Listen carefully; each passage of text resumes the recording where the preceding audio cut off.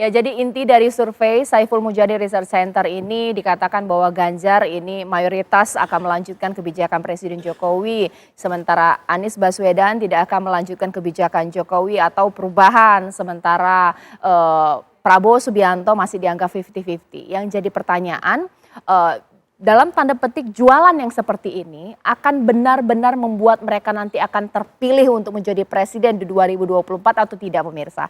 Itu yang akan saya bahas di Apa Kabar Indonesia malam hari ini. Mewakili PDIP di sini Bang Andreas Parera. Selamat malam, Bang. Malam. Dan saya juga di sini sudah bersama dengan elit PKS, Mas Muhammad Iqbal, merupakan jubir dari PKS. Dan saya, selamat malam, assalamualaikum. Waalaikumsalam. Saya juga sudah tersambung dengan Direktur Riset SMRC Saiful Mujani Research Center, Mas Denny Irvani. Selamat malam, Mas Denny.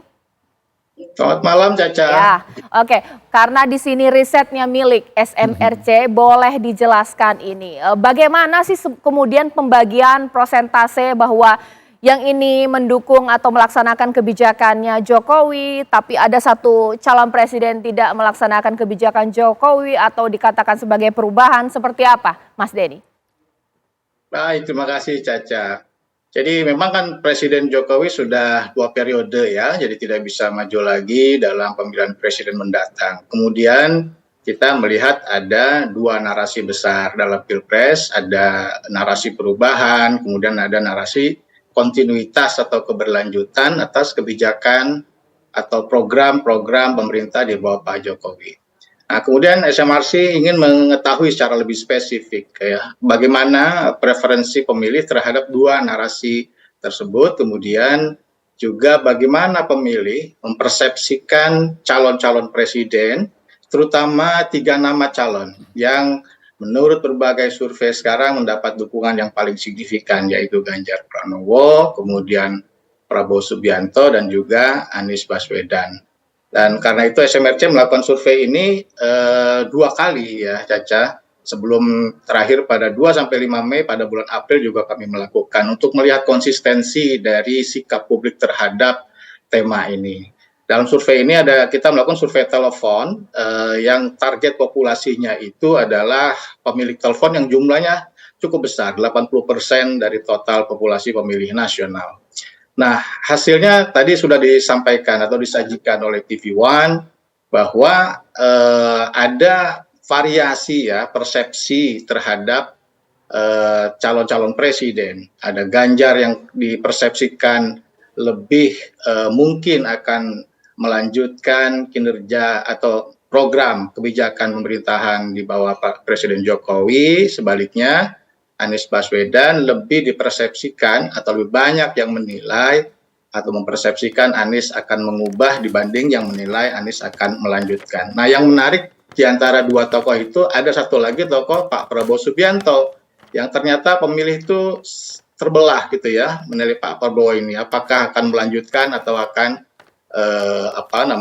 mengubah kebijakan Presiden Jokowi. Tapi sebelum itu kami juga menanyakan ya pertanyaan tentang preferensi terhadap capres yang akan melanjutkan atau capres yang akan mengubah. Nah, untuk pertanyaan preferensi terhadap capres yang akan melanjutkan dan mengubah ini juga hasilnya menarik ya. Sejauh ini mayoritas sekitar 57% itu lebih menginginkan capres yang akan melanjutkan program pemerintahan Pak Jokowi. Sementara yang menginginkan capres yang akan mengubah kebijakan Presiden Jokowi jumlahnya lebih sedikit, 33%. Begitu, Anissa. Ya. Ditahan dulu Mas Denny, sekarang saya ingin ke Mas Iqbal. Sepakat tidak bahwa sesuai dengan persepsi masyarakat, mayoritas percaya bahwa Pak Anies jikalau terpilih tidak akan melanjutkan kebijakan Presiden Jokowi? Ya, itu saya kira framing dari media ataupun persepsi yang akhirnya dipahami masyarakat. Karena sesungguhnya konotasi dari yang namanya perubahan change itu adalah positif. Dulu BKPM, badan investasi itu yang Mbak Bahlil naik jadi menteri berubah. Artinya apa? Dia mengalami sesuatu perubahan yang ke arah positif. Jadi koalisi perubahan untuk persatuan, nah ini ya, harus dipahami bahwa perubahan yang kami makni adalah tentu saja perubahan-perubahan yang positif. Presiden PKS beberapa kali loh mengapresiasi Pak Jokowi dalam konteks mudik, dalam konteks pembangunan infrastruktur. Tetapi kami ingin perubahan itu ditata ulang dengan lebih baik. Yang seperti kemarin rame tentang isu mobil listrik. Karena kami, Pak Anies mengatakan bahwa subsidinya tidak tepat. Untuk itu nanti kita akan tata. Mobil listrik oke, untuk keberlangsungan kehidupan manusia oke, tapi bukan untuk orang kaya. Itu contohnya. Tetapi subsidi mobil listrik juga untuk masyarakat bawah yang mungkin lebih memerlukan bantuan atau subsidi itu, bukan orang-orang yang kaya. Itu contohnya. Jadi perubahan dalam konteks apapun saya kira maknanya positif bukan negatif. Mungkin orang-orang yang di-framing seolah-olah nanti akan terjadi penghambatan, akan terjadi perubahan yang mendasar yang merugikan orang, itu tentu. Koalisi Perubahan untuk Persatuan tentu saja ingin memberikan sesuatu yang baru buat masyarakat.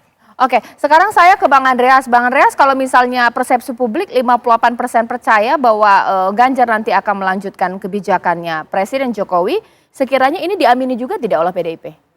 Ya, memang dari awal kalau kita lihat bagaimana perjalanan, saya juga mengikuti survei dari SMRC ini kan sejak 2 tahun yang lalu bahkan ya. Dan di situ kan ada bagian yang berkaitan dengan ini figur yang akan melanjutkan gitu. Nah, memang di situ kelihatan gitu bahwa ya Mas Ganjar cukup menonjol gitu sebagai figur yang dianggap akan melanjutkan pemerintahan Pak Jokowi, artinya kebijakan-kebijakan yang sudah dilakukan oleh Pak Jokowi gitu. Dan saya kira itu sangat wajar gitu. Pertama ya baik Pak Jokowi maupun Pak Mas Ganjar ini ada di dalam satu frame partai yang sama, maupun kemudian juga selama perjalanan pemerintahan ini saya kira Presiden Jokowi ini bukan presiden yang orang bilang lemdak presiden yang pada masa akhirnya biasanya turun ininya popularitasnya. Ini justru naik, bahkan stabil di 70-an% gitu. Itu relatif tinggi untuk presiden in acting gitu, presiden yang sedang menjalankan pemerintahannya. Saya juga melakukan survei misalnya di dapil saya melakukan survei bahkan lebih tinggi lagi dari itu gitu. Ya. Jadi memang saya kira siapapun yang ini ingin memperoleh kotel ini, dan kebetulan memang Ganjar ada di dalam frame ini dengan Pak Jokowi, sehingga kalau persepsi publik juga seperti itu klop gitu. Nah, kalau misalnya kita lihat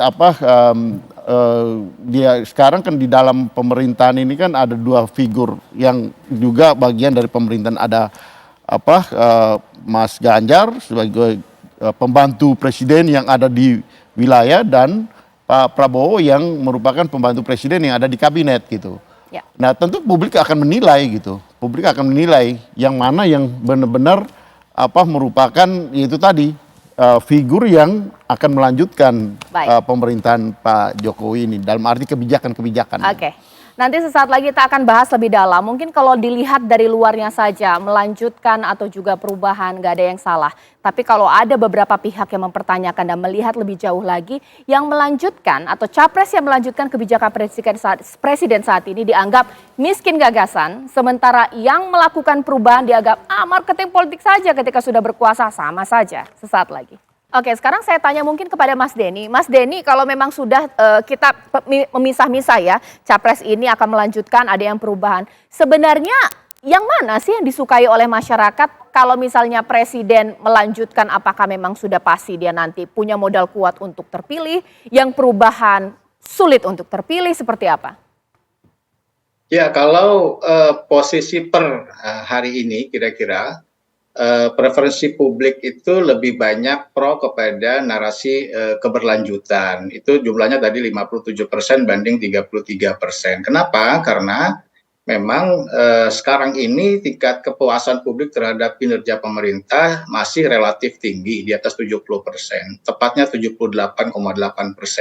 Tapi kan kita nggak tahu nih ya ke depan apakah kinerja presiden dan pemerintahannya masih akan tetap positif atau akan merosot. Kalau semakin positif, maka calon yang dengan narasi keberlanjutan itu akan mendapat insentif elektoral. Sebaliknya, kalau kinerja presiden semakin negatif, menjadi negatif, maka calon yang mengusung tema perubahan itu yang akan dapat keuntungan. Tapi di luar itu, Caca, saya kira kedua narasi ini adalah narasi yang sama-sama penting ya. Karena apa? Karena akan membuat pemilihan presiden kita menjadi pertarungan gagasan Ya, jauh dari politik primordial, politik identitas, hoax yang semua itu sangat tidak bermutu gitu baik. kan. Ini harus diteruskan karena positif dan publiklah yang nanti akan menilai mana tawaran yang lebih baik. Dan para calon itu menurut saya harus mulai mendetailkan apa yang dimaksud dengan keberlanjutan. Apakah sekarang misalnya Pak Jokowi dengan pemerintahan sudah membangun jalan tol ribuan kilometer. Apakah keberlanjutan seperti apa? Targetnya berapa? Kalau mau perubahannya bagaimana? Kemudian isu-isu lain yang juga penting seperti IKN begitu, program sosial, Kartu Indonesia Pintar dan lain-lain. Itu saya Baik. kira menjadi pertarungan gagasan yang sangat menarik bagi kita, Oke. terutama bagi para pemilih untuk kemudian menilai calon presiden berdasarkan gagasannya. Menarik, pertarungan gagasan. Bang Andreas dulu deh, keberlanjutan seperti apa? Karena kalau melanjutkan semua kebijakan Pak Jokowi, legasi Pak Jokowi, Ganjar dianggap miskin ide. Ini seperti apa? Ya gini, jadi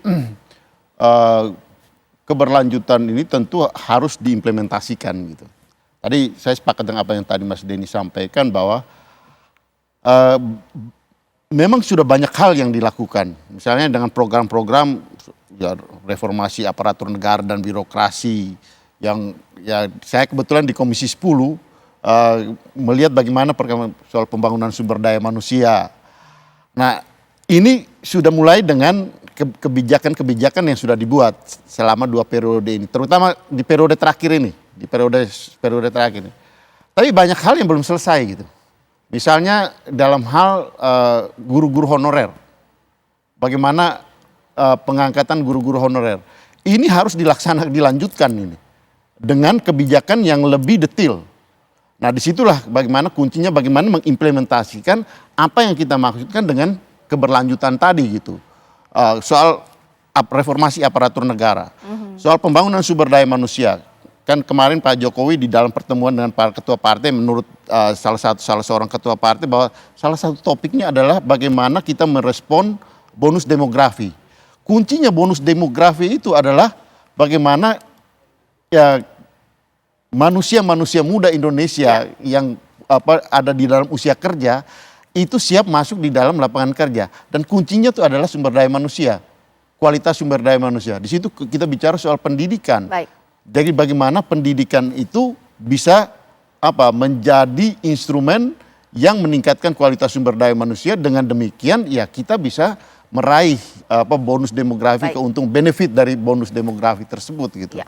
Saya kira itu ininya poin daripada apa yang dimaksudkan dengan poinnya. keberlanjutan. Sekarang mungkin saya ke Mas Iqbal, bahwa ini juga dikritik ya buat yang pro dengan perubahan, bahwa perubahan seperti apa seakan-akan masih mengawang-awang. Jangan-jangan ini jargon belaka ketika memerintah sama saja. Ya karena memang kata-kata perubahan tadi mungkin bagi sebagian orang mungkin takut, wah ini jangan-jangan saya yang biasanya mager jadi harus disiplin misalnya. Oke.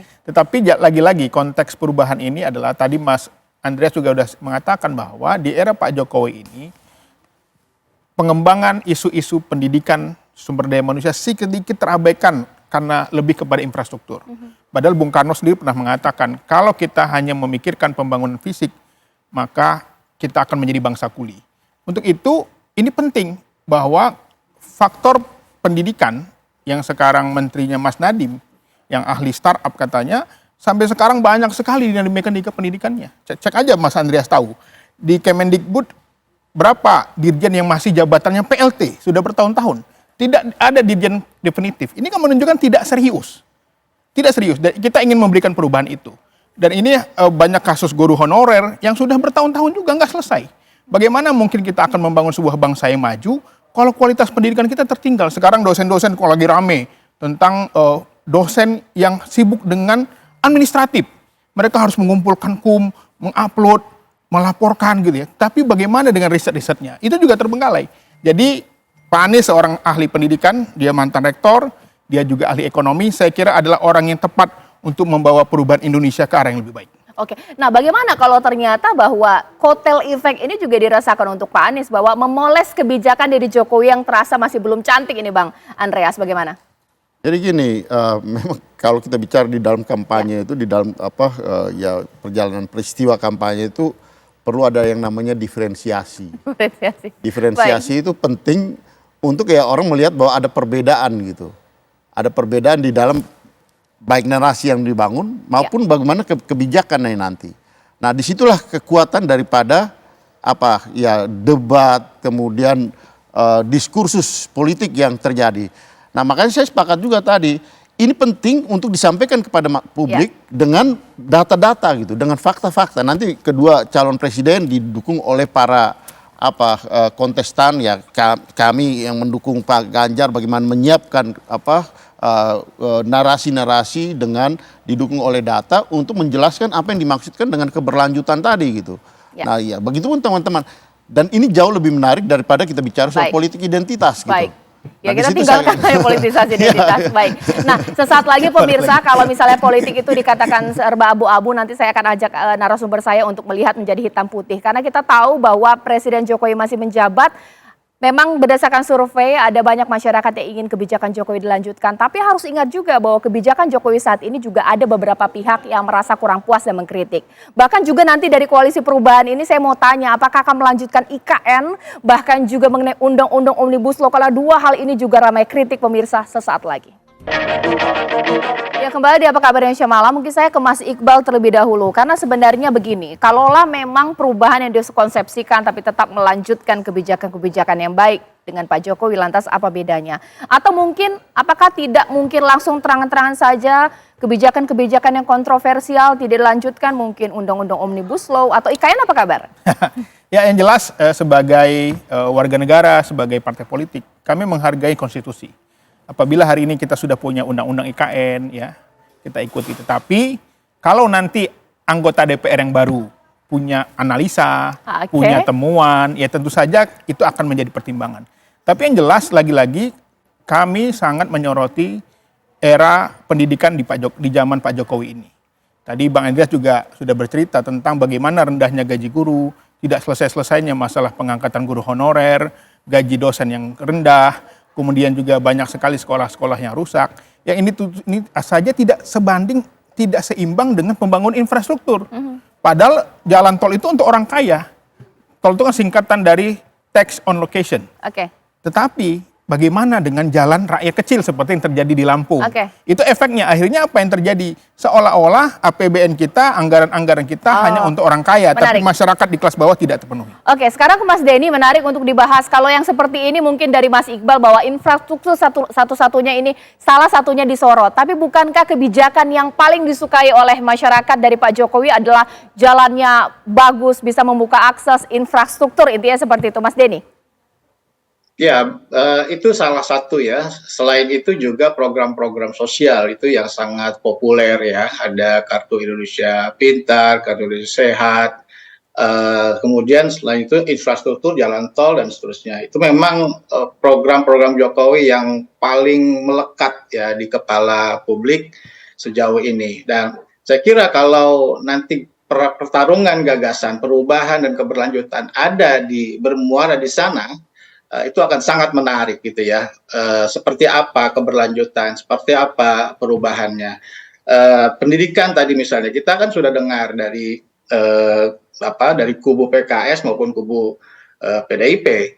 Saya sendiri tidak melihat ada perbedaan yang sangat jelas gitu. Apa yang akan dilakukan dari sisi PKS, dari sisi PDI Perjuangan. PDI Perjuangan juga mengatakan ada sesuatu yang belum selesai akan diselesaikan.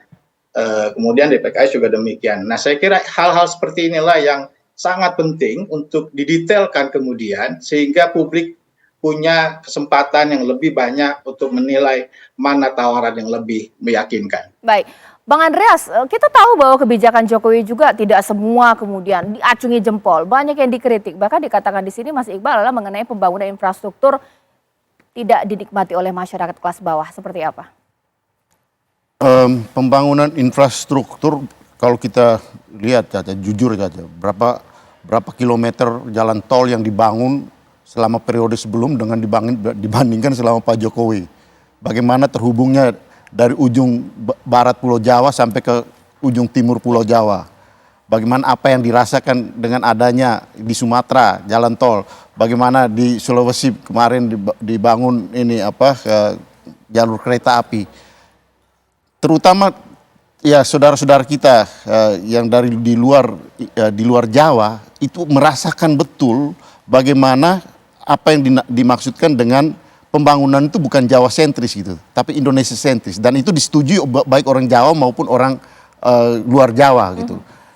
Frame ini harus dilanjutkan dengan implementasi yang lebih detail. Misalnya sebelumnya pernah ada yang namanya dana desa gitu di periode-periode sebelumnya, lebih pada proyek-proyek ke desa. Nah sekarang selama pemerintahan Pak Jokowi itu ada dana desa. Ini harus dipertahankan, dan kemudian kelanjutannya adalah bagaimana mengefektifkan dana-dana desa ini sehingga itu benar-benar ya terasakan bahwa desa, misalnya kan salah satu idenya kan bagaimana perputaran uang di desa itu gitu. Itu penting. Sehingga dengan demikian desa itu menjadi desa-desa yang mandiri gitu. Nah, sekarang soal di Kementerian Pariwisata dan Ekonomi Kreatif ada soal desa wisata. Bagaimana dengan modal-modal dana desa yang ada, pengembangan desa-desa wisata. Nah, ini yang hal-hal yang harus didetilkan di dalam kelanjutan pembangunan yang sudah dilakukan oleh Pak Jokowi. Dan saya tahu Mas Ganjar tahu persis itu karena dia gubernur gitu. Dia gubernur di Jawa Tengah yang paham persoalan gitu. Nah, sehingga ya saya kira disinilah narasi-narasi dan program-program implementatif dari apa yang dimaksudkan dengan keberlanjutan itu harus dilakukan ke depan dengan baik dalam visi misi dari Presiden ya Pak Ganjar di sini. Kemudian muncul di dalam baik itu narasi pidato, narasi kampanyenya maupun di dalam implementasi program-program yang harus dilakukan oleh ya dalam hal ini calon Presiden Ganjar yang kami usung. Mas Denny boleh ditanggapi dok bahwa keberlanjutan ini kita tahu bahwa dalam faktanya bahwa tidak semua kebijakan dari Presiden Jokowi itu dianggap sempurna oleh masyarakat. Banyak juga kritik. Bagaimana? Iya betul. Jadi kan ada sekitar 20% begitu ya yang tidak puas juga dengan kinerja Presiden Jokowi. Dan juga penting dilihat gitu ya, publik itu menilai para calon presiden pun sebetulnya tidak unik, dalam arti setiap capres itu punya dua sisi ya. Ada sisi perubahannya, kemudian juga ada sisi keberlanjutannya. Misalnya saja Pak Ganjar, tadi saya katakan Pak Ganjar mayoritas dinilai akan melanjutkan kerja Pak Jokowi. Sebetulnya juga ada yang menilai Pak Ganjar itu punya potensi nih, misalnya untuk mengubah, tetapi memang proporsinya jauh lebih kecil gitu ya. Nah persepsi itu kan mungkin akan terus berubah. Seiring dengan bagaimana tawaran-tawaran program yang kemudian nanti akan muncul dari para calon maupun para tim sukses. Kira-kira begitu, Caca. Baik, nanti sesaat lagi saya akan tanya kepada seluruh narasumber saya apakah memang benar nanti entah itu perubahan, entah itu keberlanjutan bisa menjadikan modal yang cukup kuat untuk menghantarkan mereka untuk menjadi RI 1 dan juga RI 2 sesaat lagi di Apa Kabar Indonesia Malam. Sempat ada pertanyaan dari saya, mungkin juga Anda pemirsa, apakah tadi mengenai approval rating, tingkat kepuasan terhadap Jokowi, bahkan juga bagaimana preferensi masyarakat terkait mengenai perubahan, bahkan juga melanjutkan kebijakan Jokowi, apakah nanti benar-benar masyarakat akan memilih calon presiden yang melanjutkan kebijakan Presiden Jokowi, ataupun ini juga nanti belum tentu akan berubah, seperti apa mungkin Mas Denny boleh dijawab? Ya, terima kasih Caca. Jadi pada dasarnya pilihan masyarakat itu kan dipengaruhi oleh banyak faktor ya. Kalau kita bicara menghubungkannya dengan kinerja pemerintah, maka kita sedang mendekati pilihan pemilih itu secara rasional. Artinya orang akan memilih calon yang dinilai akan melanjutkan jika kinerja pemerintahan sekarang baik dan sebaliknya.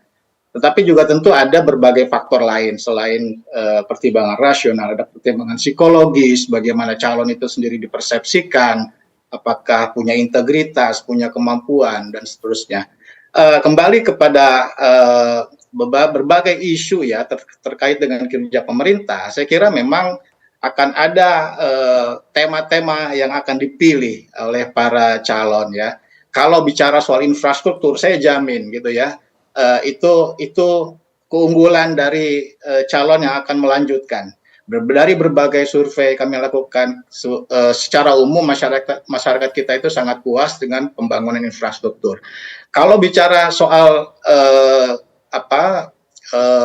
lapangan kerja, itu baru. Biasanya itu akan jadi persoalan gitu ya, akan selalu menjadi tema dari oposisi, terutama kemungkinan akan diambil oleh teman-teman dari narasi perubahan, karena memang selalu gitu ya, kalau kita bertanya tentang bagaimana lapangan kerja sekarang, kemiskinan, itu memang selalu akan ada ekspektasi, demanding. Baik. Dirasakan sekarang ini masih kurang dan Baik. seterusnya. Saya kira pertarungannya akan ke arah sana, Caca. Baik, Bang Andreas boleh ditambahkan? Sepakat tidak?